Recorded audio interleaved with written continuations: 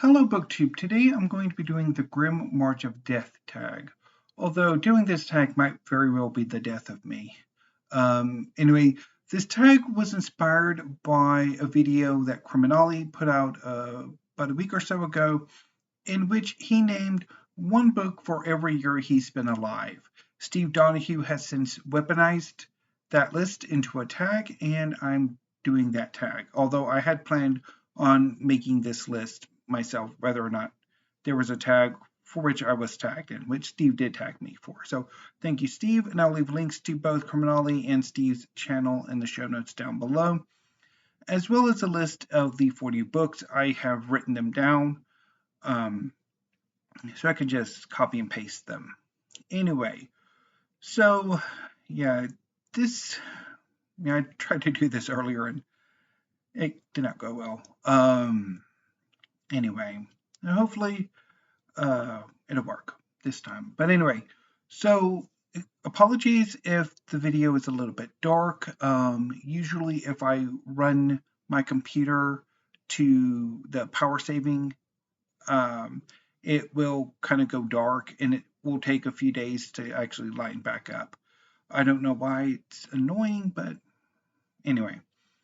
So I have a mix of books, and when I made this list, I wanted a mix of books as much as possible. So there's some nonfiction, a lot of history, particularly at the end. There's some science fiction and fantasy. There's some more literary fiction. There's a lot of poetry. There's some manga. I tried to get most of the books physically so that they are currently in my collection, either still or I've added them over the years.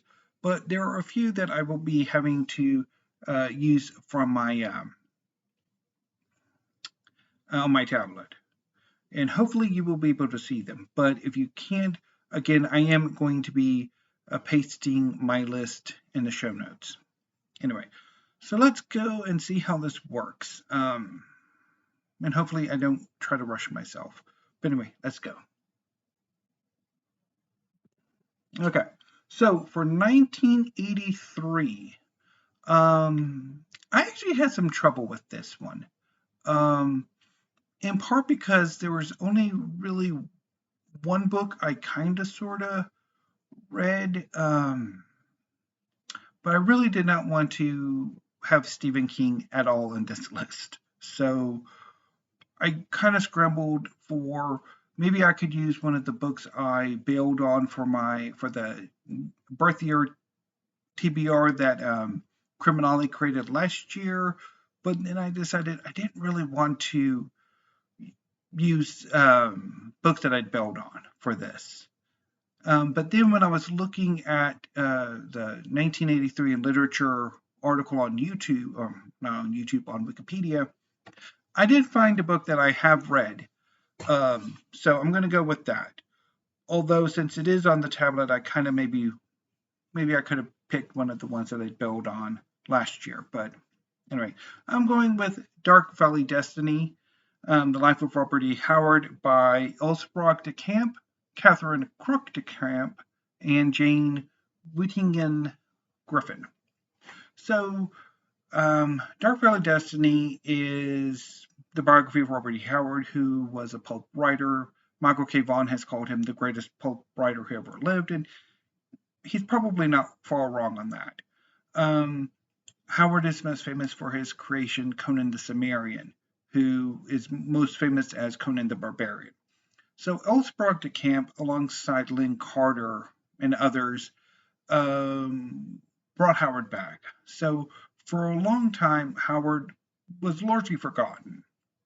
But de Camp and Carter sort of republished a number of Howard's stories, as well as finished some that Howard left unfinished or fragmentary, and created their own Conan stories. And this sort of got Conan back in the public eye. There was a comic book series that lasted forever, some movies. Eventually, Howard's work was republished in the 2000s.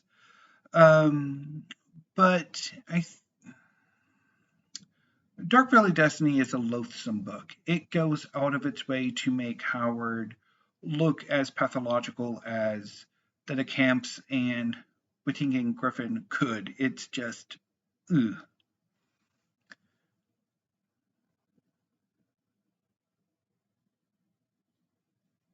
So for 1984, I'm going with Neuromancer by William Gibson. This is an early work of cyberpunk. It's about a hacker who is hired to do one last job, and that is to hack into an orbiting space station populated by the wealthy. It's been a very long time since I've read the novel, but I have this fascination with cyberpunk. Even though I mean, in practice, I have on the actual books themselves, I have mixed feelings on, because I actually kind of prefer the sequel, Count Zero to Neuromancer, but it's been a long time again since I've read it, so because I think I haven't read it since 2006, so I might be able to give this a go again. Okay, so for 1985, I picked another work of punk, in this case, some literary trash punk, or literary punk trash, and that is Less Than Zero by Bret Easton Ellis. So this is a novel about a young man named Clay who is returning home to Los Angeles from his East Coast university over, I want to say it's Christmas break, but it might actually be summer break. And he gets back into the toxic friend culture that he escaped LA for, or to go to the East Coast. Again, it's been a long time since I've read this, and I have a weird fascination with Bret Easton Ellis. I don't know why. He's not a particularly good writer, or at least I don't think so, but there's just something about his work that intrigues me.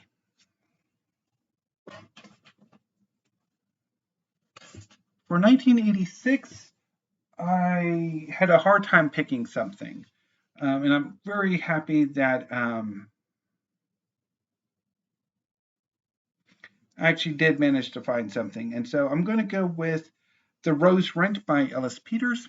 This is one of the Brother Cadfael novels. Don't ask me to tell you anything about it because it has been a very long time since I've read it, sometime in the 90s. And at that point, I was really into detective fiction, including having read a few of the Brother Cadfael novels, which is about a Benedictine monk who happens to solve mysteries in the medieval period during the Anarchy. But I haven't really felt any sort of compassion or interest to really go back and reread anything other than Agatha Christie, mystery-wise. Okay. For 1987, I'm going back to science fiction and consider Phlebas by Iain M. Banks. So this is the first culture novel. It's not my favorite. It's set during the Adarian Culture War. The culture are multi-planetary, multi-species, social anarchistic society, unofficially ruled by hyper-intelligent artificial intelligences called minds. One of these minds has gone missing on a planet of the dead, which is curated by a species that has since left the physical reality. And the Adarians send agents to try to capture this mind. It does not exactly go well. But yeah, so I've had several, I've tried this, well, yeah, one of the later books in the series I really like, but I've kind of gone to this one and Player of Games, and I've never really gotten on with either one of them, which is annoying. Okay, so for 1988, I'm going with The Swimming Pool Library by Allan Holinghurst. As much as I've kind of come to the conclusion that me and Holinghurst just do not get along, The Swimming Pool Library just keeps sticking to me like a dang tick. Anyway, so this is a gay novel set in the 1980s in which a wealthy young gay man has nothing better to do than go work out at his club and has as much sex as he can. One day, while cruising, he meets an elderly gay aristocrat, and the two become sort of friends. The aristocrat asks the main character to write his biography, and while he does so, he sort of gets a crash course in gay British history or British gay history that involves an ultimate revelation about his own family's history with anti-gay persecution in the 50s and 60s.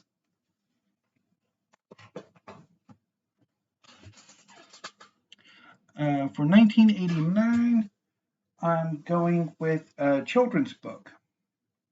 One of my favorite children's book, The True Story of the Three Little Pigs by John Scieszka,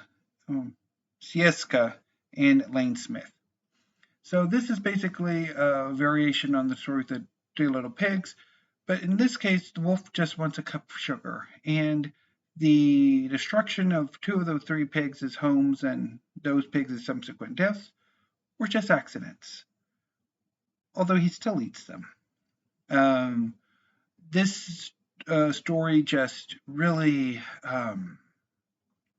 captured my mom and me and my brother's imaginations when we were younger. Well, not my mom, but me and my brother.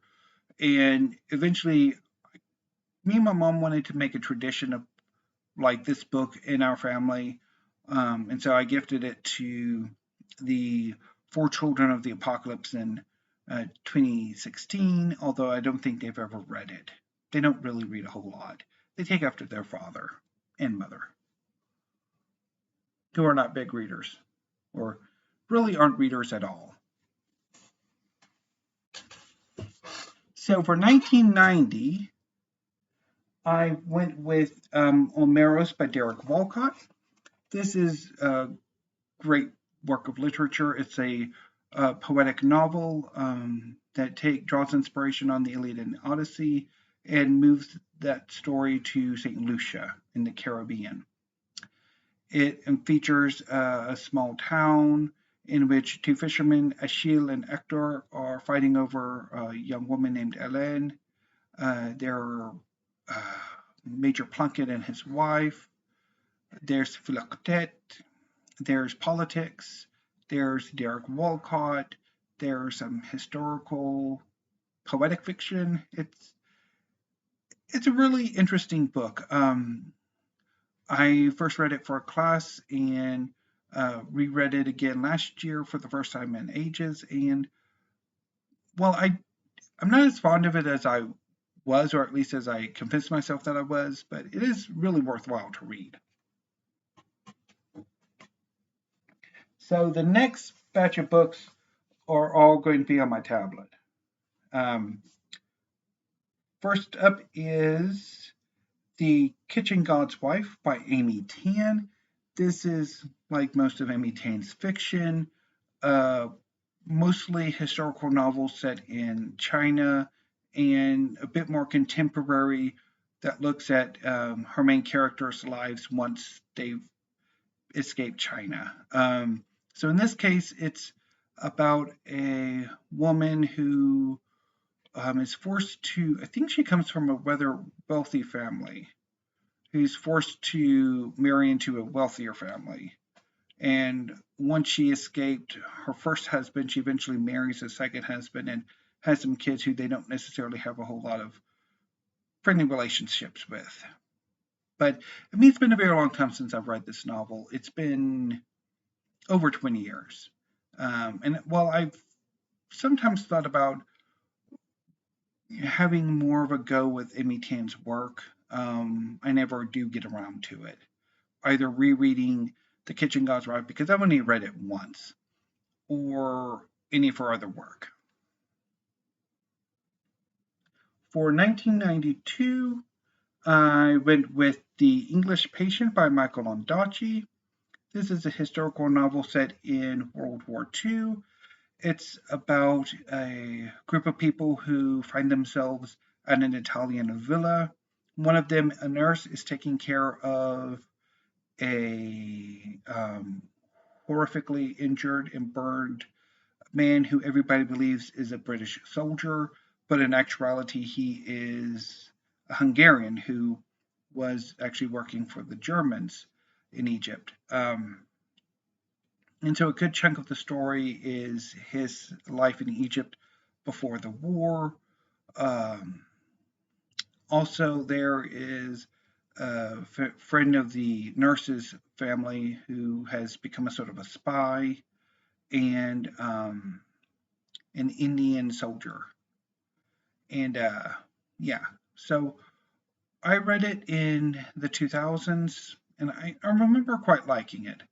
I might have read it a few times actually, but it's been a very long time since I've read it, so I don't quite remember much except for later finding out that while in the novel, the Hungarian Count Almazi is depicted as being in love with a married woman, he was in actual fact gay. So for 1993, I went with Margaret Atwood. I managed to avoid Stephen King, but I could not avoid Margaret Atwood. So I went with the Robber Bride. So this is actually my favorite work by Margaret Atwood, although that's not saying much because pretty much everything else by her that I've read, I've not really liked. So this is a novel about three women who have a toxic relationship with a fourth, Xenia, who over the years has seduced each of these three women's husbands and subsequently wrecked not only their lives but also the lives of these three women. And it's just, for some reason, I really enjoyed that novel, although I haven't had it in ages. And yeah.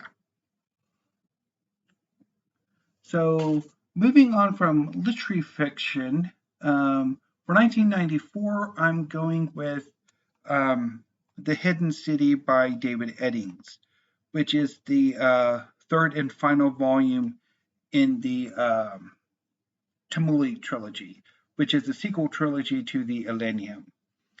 And it's basically the main character from the Elenium trilogy going to the Tamuli Empire to eventually fight a crazy, isolationist, idiotic god.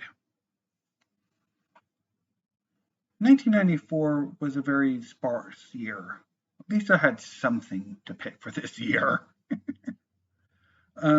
Which almost makes me tempted to do like another version of this in which I make a TBR project of the years that I've been alive, although more than likely that project will be doomed to failure, as most of my reading projects are. So for 1995, we're finally putting aside my tablet for a little bit and going with The Dream of the Unified Field by Jorie. This is a selection of her poetry from 1974 to 1994, and I really love it. I've first read this collection in the 2000s, and eventually I did get rid of it, but I picked it back up a few years ago, and I've read it a few times since, and I really like this collection. Although I think ultimately I'm a bit mixed on her. Okay, so for 1996, I'm going with a major work of fantasy. This is A Game of Thrones by George R. Martin, the first book in the Song of Ice and Fire series, which will likely never be finished. Anyway, so A Game of Thrones is basically a big, massive world. So quick plot synopsis. So Eddard Stark is the Lord of Winterfell and Warden of the North. One day, the king, Robert Baratheon, comes to ask him to take control of his government, while Robert eats himself to an early grave. Peace does not sit well with Robert, and unfortunately, in this world, there really isn't much in a way of actually going to war with anybody else, except for his successful rebellion. But let's not get too critical, shall we? Eddard eventually finds out that things are very much rotten in the kingdom, and it costs him his head and leads his family, much of his family, into rebellion, as well as a whole lot of other lords rebelling.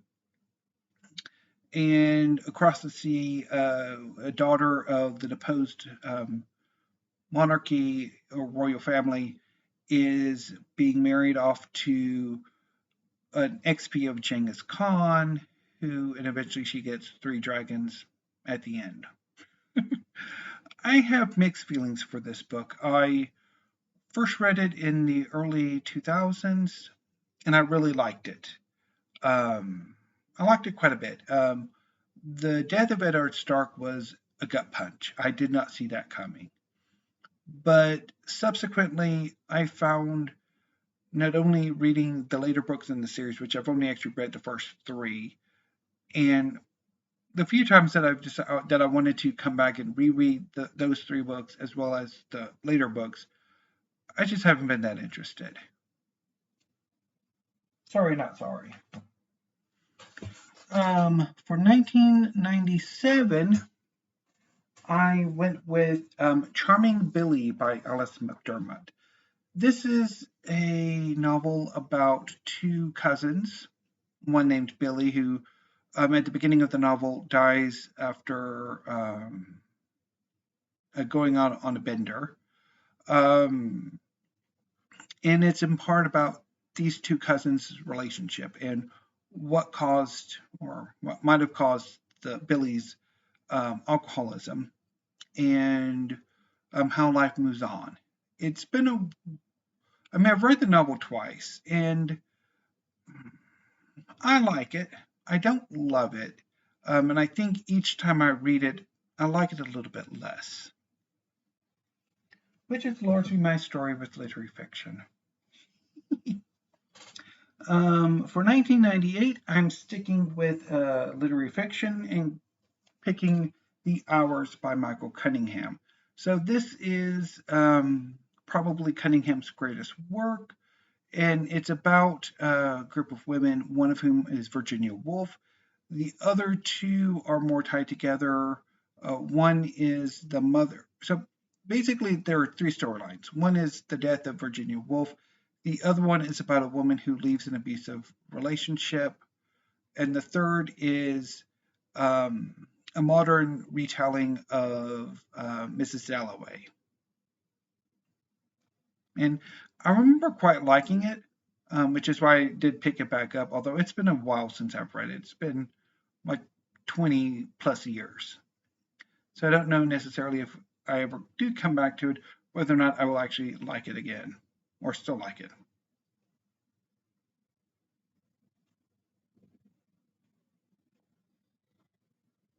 I do not remember picking this up from Powell's.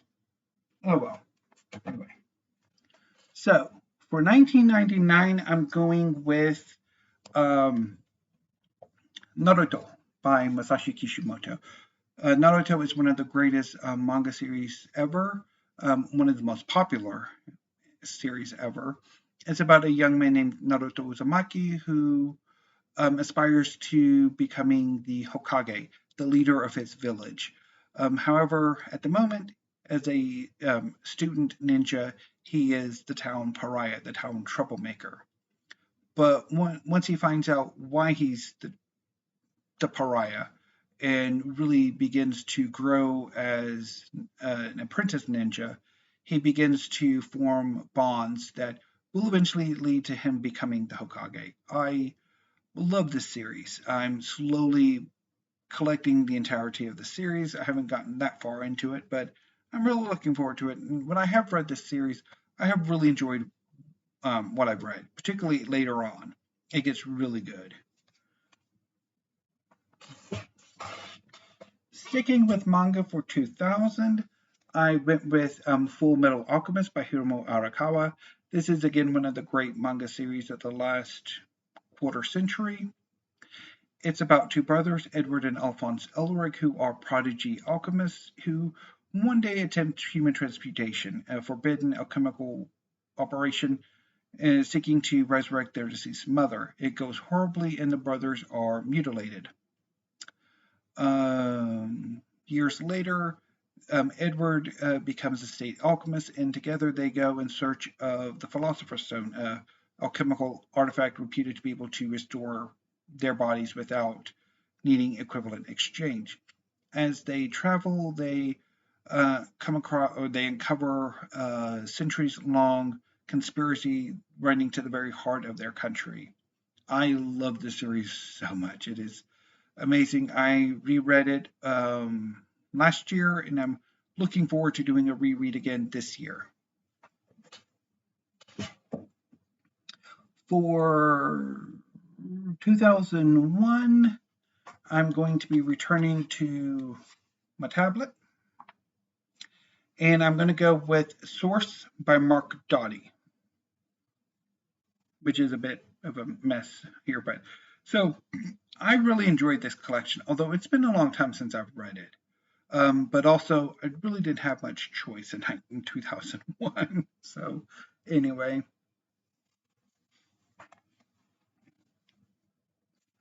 For 2002, I chose The Scar by China Mieville.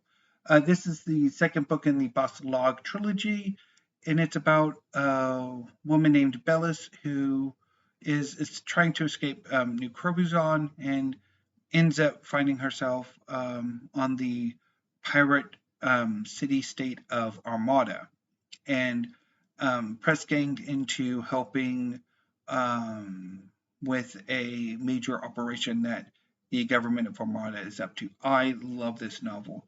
It is amazing. I think it's arguably, I would say it might be a little bit better than Perdido Street Station, or at least better written. I mean, Mieville's skills as a writer are growing, and I like it a little bit better, although it's been a long time since I've read it, and I really actually ought to give the Bastlag novels a read. For 2003, I picked The Chinese in America by Iris Chang. This is a history that looks at the history of the Chinese in America, and it is amazing. I read it last year and really enjoyed it. For 2004, I'm returning to poetry with Voluntary Servitude by Mark Wunderlich. This is an amazing collection. It's really good. For 2005, I'm going with A Team of Rivals by Doris Kearns Goodwin. This is a group biography of Abraham Lincoln and those members of his cabinet who were also his rivals for the presidential nomination.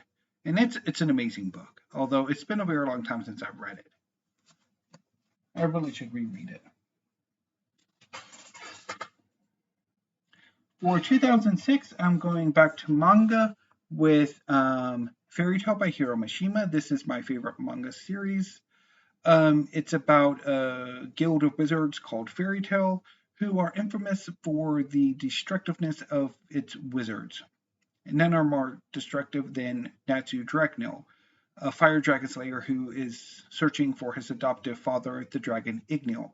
One day he and his companion Happy come across a young wizard named Lucy, who is a celestial spirit mage, and he invites her to join Fairy Tale. They form a team, and they go on adventures. It's a lovely series, and it gets so good.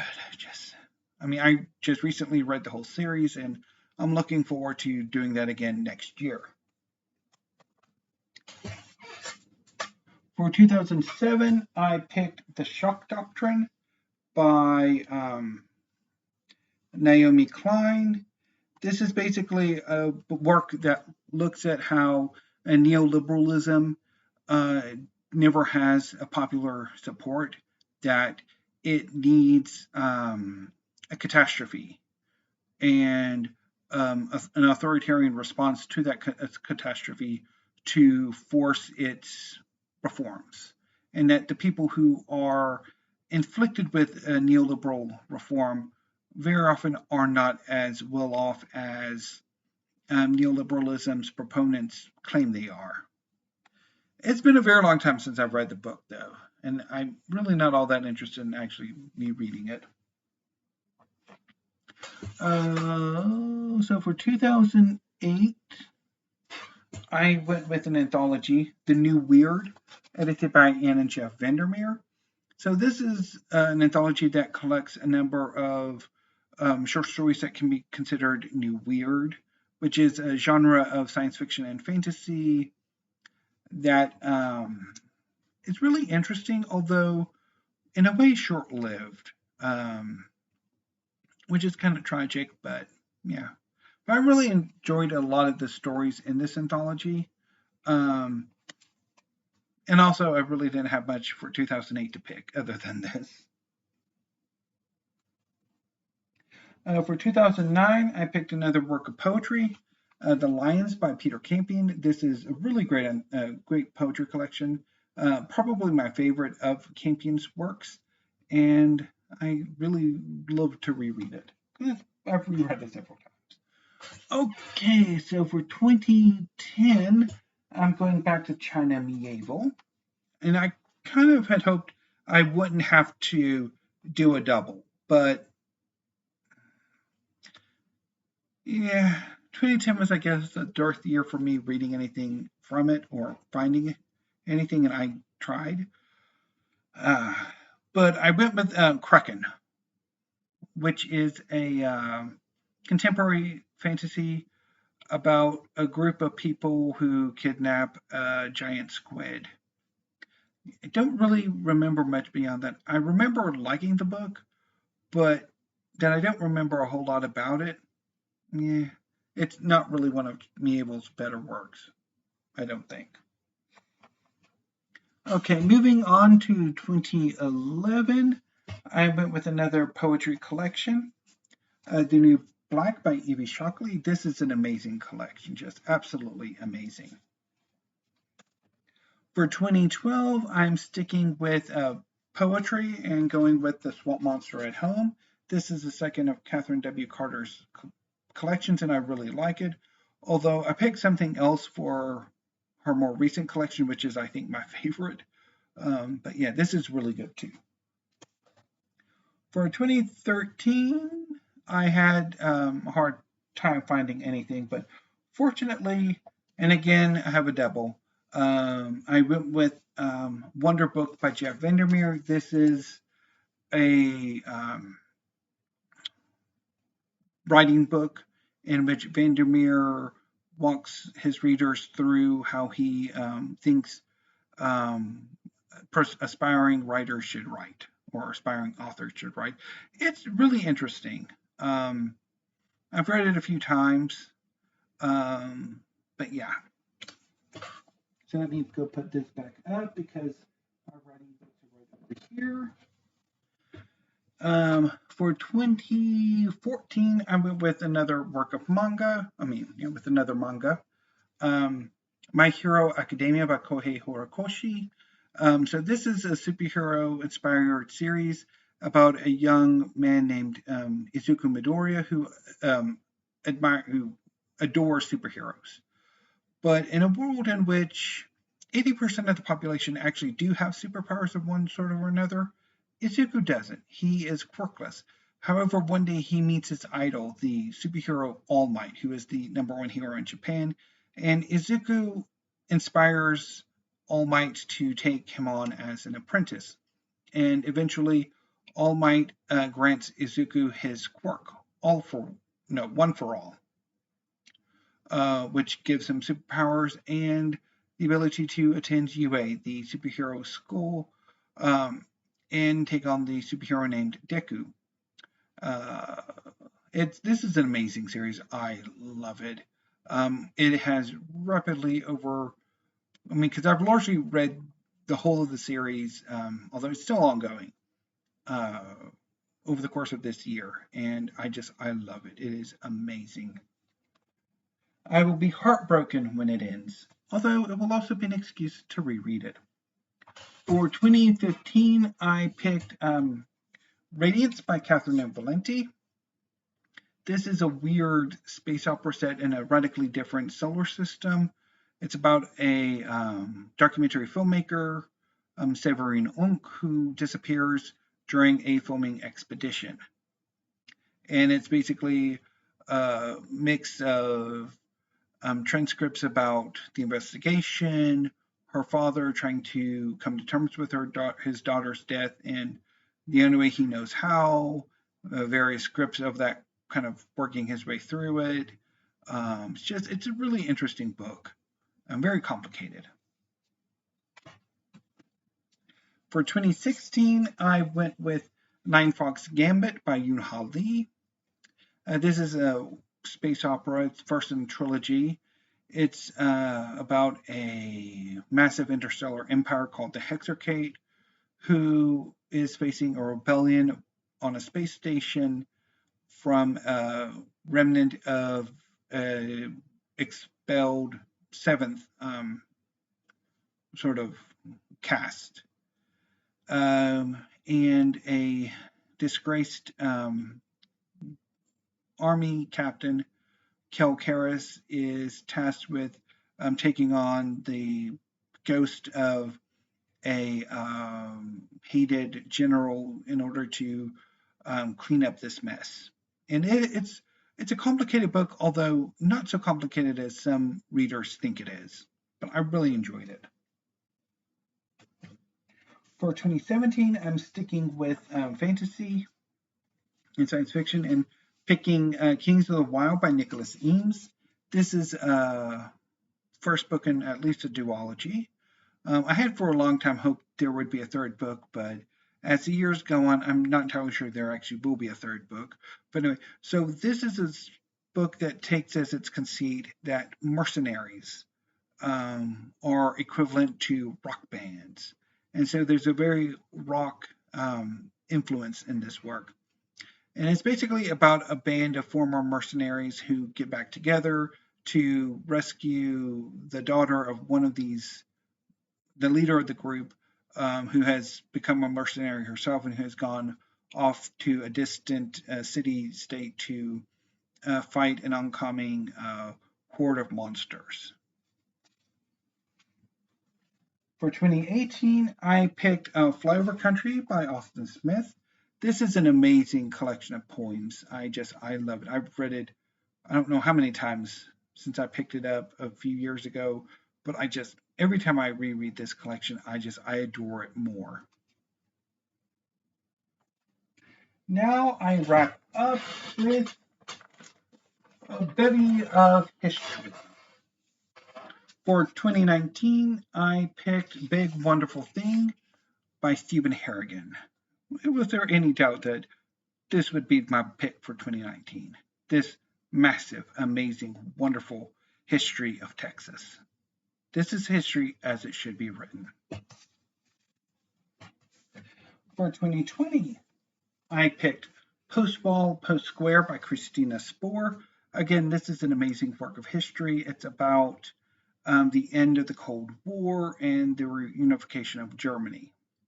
And it's brilliant. For 2021, I picked The Age of Decadence by Simon Heffer. This is a history of the end of the Victorian Age and the early decades of the 20th century. And this is an amazing book. Just amazing. For 2022, I picked my beloved Weaver, Scribes, and Kings, A New History of the Ancient Near East by Amanda H. Padani. This is an amazing history of the ancient Near East, just absolutely amazing. It takes as its conceit the history of cuneiform writing, but Padani manages to capture so many interesting individuals. It's amazing. And for 2023, I stuck with ancient history for Pharaohs of the Sun, The Rise and Fall of Tutankhamun's Dynasty by Guy de la Baudelière. So this is a history of the 18th dynasty, which eventually bore Tutankhamun. And it's amazing. So the 18th dynasty founded the new kingdom and was reigned for like over a century. And they're interesting. And I like a lot about the book, although I do have some criticisms of it. But yeah, this is my pick for 2023. So that was an incredibly long video, but fun. I hope you enjoyed it. I'll be back tomorrow with another tag video. Hopefully another one pops up. Otherwise, I will regret not having hold off. But anyway, so I need to go ahead and load this and get me a drink because I'm rather thirsty. And I will, again, leave links to all of well, I won't leave links to the books. I'll leave the list because it shouldn't be too hard to copy and paste. But what do you think? Should I come back with another list for books that I should read from every year of every year that I've been alive? Or should I just leave well enough alone and just go, nope. So any booktube, until I see you tomorrow, thank you, have a great afternoon, and stay safe.